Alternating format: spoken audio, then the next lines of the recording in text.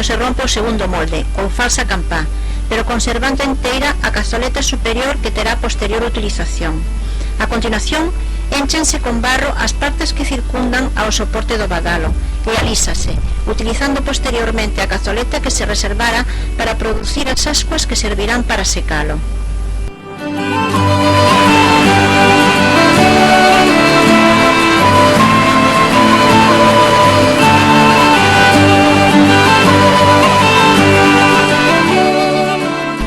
O motivo polo que se quenta o molde non é outro que o de eliminar a humidade que lle producirá a aplicación de cinza cocida necesaria para evitar que o bronce fundido se adira ao barro do mesmo.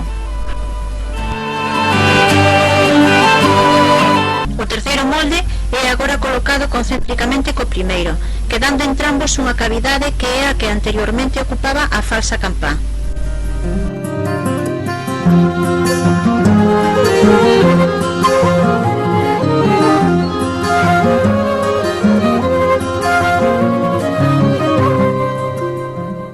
A terra que vai rodeando os moldes distribúese en capas sucesivas que son fortemente apisoadas. O apisoado realízase así seguindo unha cadencia determinada, cada paso un golpe de pisón, sempre entre ambos pés, pois con eles evítase que a forza coa que se golpea chegue a danar o molde.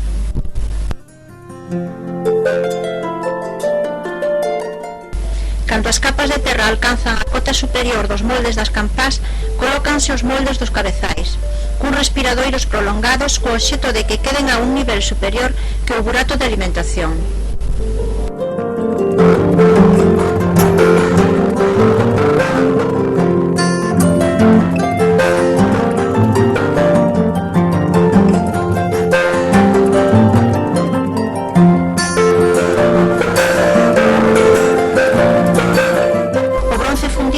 Discorrerá ao longo dun canal de barro previamente quentado, que une a boca do forno de fundición cos alimentadores.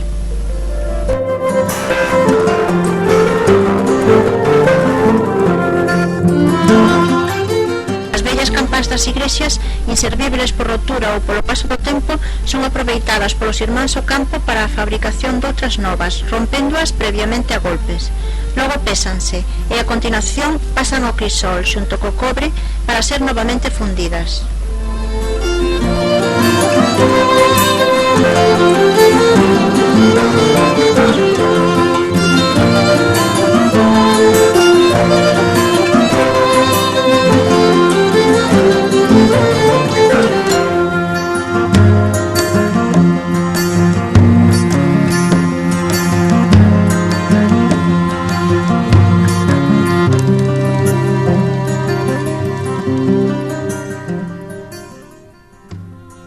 Son necesarias varias persoas para proceder ao peche ou abovedado do crisol, pois deberán sosterse os bloques de barro ata que se coloque o último que fará de clave, suxeitando os demais. Posteriormente, énchense os intersticios e todo o conxunto énchese con barro.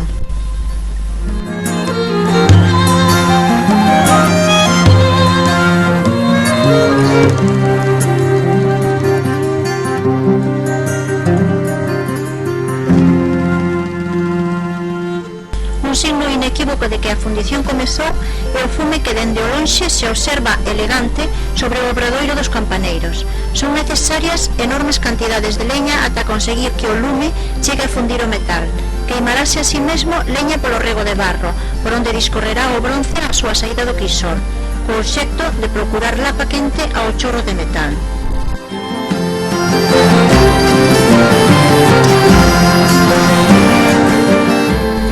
Cando o bronce de desfeito e o cobre se atopan en estado de fusión adecuado, introdúcese o estaño necesario para conseguir a proporción aleatoria que se desexe.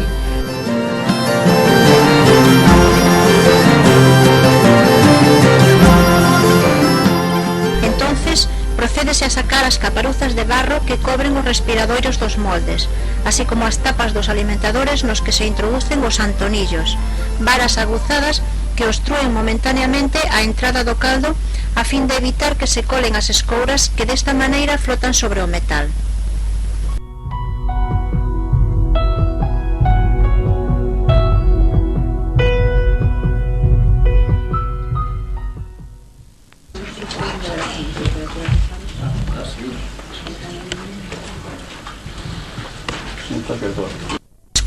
presentes, e Enrique reza un Padre Nuestro ás ánimas e unha salve á Virxe do Carme.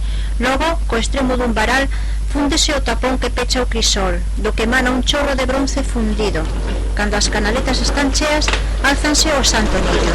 O metal líquido comeza a encher os moldes, e polos respiradoiros sae o aire expulsado cun asubio agudo en forma de lapa azul.